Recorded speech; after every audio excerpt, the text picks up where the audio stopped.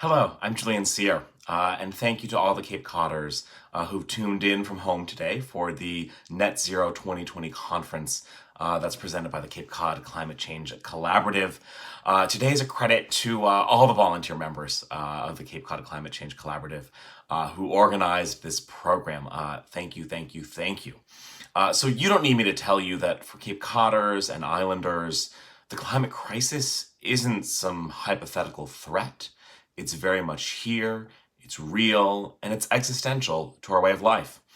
As your state senator, I have worked to meet the urgency of this moment, advancing measures that protect our fragile environment, green our electric grid, and build resilience for rising seas. Like all of you, I share a tremendous sense of urgency on these matters. We cannot wait. Bold action cannot wait. It cannot wait another 3 years or 4 or 5 years. We have to act now at the state and local level, and hopefully very soon again at the federal level. First, when it comes to environmentalism, I view protecting our waters, our drinking water supply, freshwater ponds, inshore waters, the Atlantic Ocean, the Sounds, as the most pressing environmental challenge that the region faces.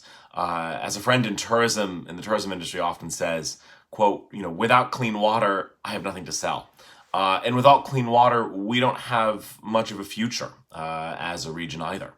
So that's why in my first term, I worked hand in glove with State Representative Sarah Peake and the entire legislative delegation on the creation of the Cape Cod and Islands Water Protection Fund to help clean up our embayments and estuaries from nitrogen and phosphorus.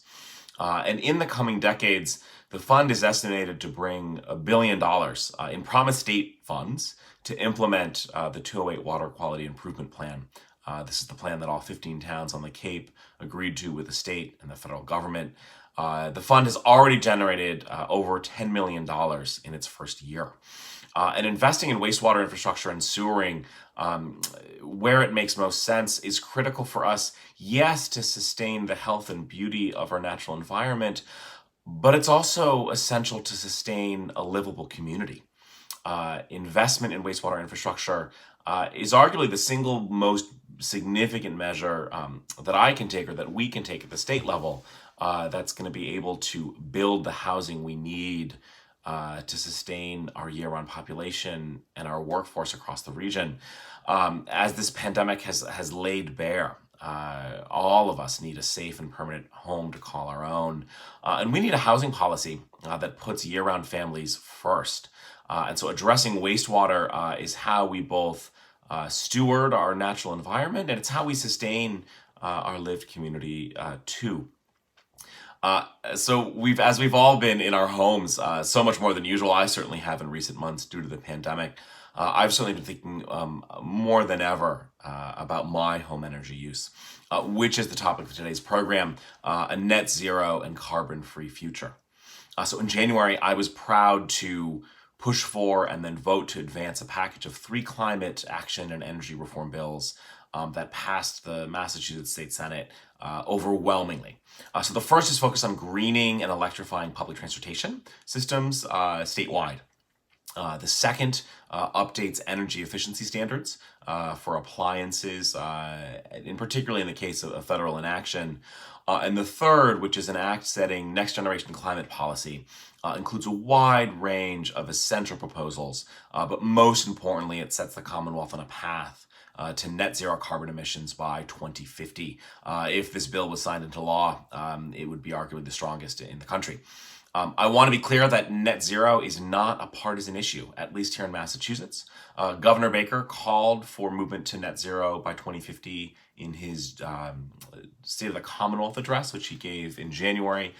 We passed our own proposal in the Senate in late January 2020, and then the House passed a companion proposal this July.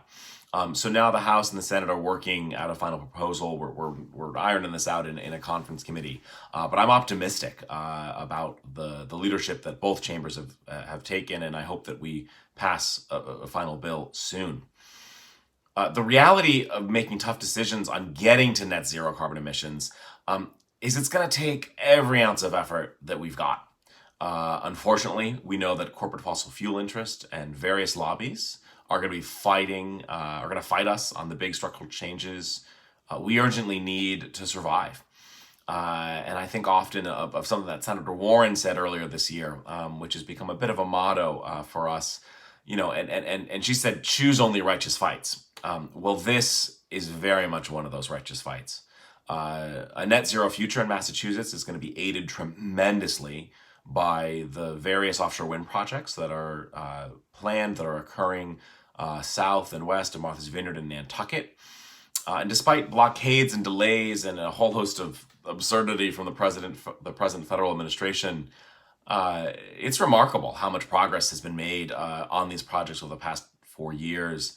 I'm really proud that it's going to be substations in Barnstable that are receiving the green energy, the green electricity from hundreds of Vineyard wind turbines that are going to be off our shores, that are going to be such a significant part of greening the electric grid, not only in Massachusetts, but across New England. I also remain very focused on the right to rooftop solar energy and the need to abolish the cap on net metering. There is so much demand and interest for rooftop solar across Cape Cod, Martha's Vineyard, and Nantucket, and a vibrant solar industry in our region, one that grew by leaps and bounds thanks to investments in the Obama-Biden administration and solar-friendly policies under Governor Patrick. That really made a big difference. But we've been resting on our laurels here recently, and that needs to change, particularly when it comes to solar. Now, we need to go much further than, making just rooftop solar, battery storage technology, and other technologies like cold climate heat pumps and geothermal available to all. And we're trying to do this in several ways. In the legislation I mentioned just earlier, I successfully secured an amendment to the Senate's climate bill that will allow the Cape Light Compact to use mass save funds to fully outfit new affordable housing developments across the Cape and Islands with rooftop solar, also with battery storage and cold climate heat pumps. Did this in partnership with Sarah Peak, worked in partnership with the Compact as well as the Association to Preserve Cape Cod. I'm really hopeful that we'll be able to sustain this provision in the final bill, right? As people from all income levels deserve to have access to clean and affordable energy. We also need to have difficult conversations at the local level that address the barriers that exist to solar. And one of those such policies is in historic districts that restrict the ability of homeowners to install solar panels on their homes. I've been working with a number of Cape Codders from a few towns on this. I have a hunch most of you are participating in today's conference.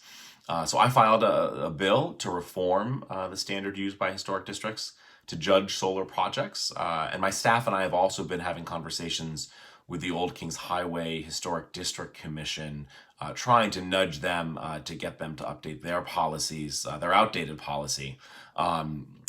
This is a historic district that stretches from Sandwich to Orleans along Route 6A. It's the largest historic district in the country, as a matter of fact.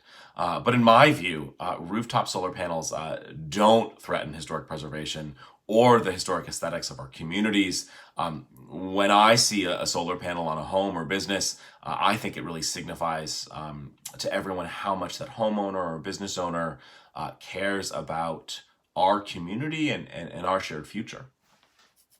I think simply put, we've got to reorient policies that have blocked the momentum of a clean energy future here on Cape Cod, policies that have blocked these policies across the Commonwealth and across the country. End of story.